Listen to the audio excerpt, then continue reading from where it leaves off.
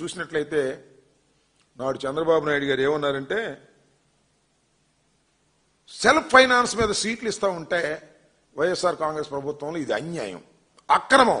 మేము అధికారంలోకి వస్తే ఈ సెల్ఫ్ ఫైనాన్స్ సిస్టమ్ 100 రోజుల్లో తీసేస్తాం, అన్ని కూడా కన్వీనర్ కోటాలోకి పెట్టేస్తామని ప్రగల్భాలు పెట్టారు.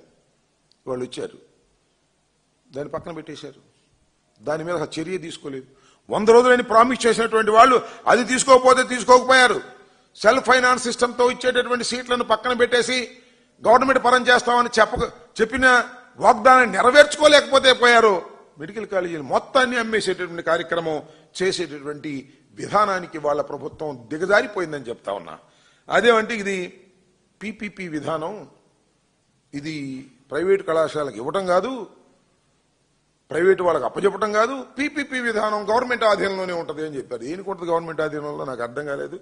చాలా చిత్రమైన విషయం ఏంటి తెలుసా, 2 సంవత్సరాల పాటు అంట ప్రైవేటు వాడికి ఇచ్చేసినా కూడా, ఎవడన్నా నాబోటి వాడు కొనుక్కున్నా కూడా అక్కడ 550 బెడ్స్ ఆసుపత్రిలో మొత్తం సిబ్బంది జీతాలు నెలకి 5 కోట్లు ఉంటాయి.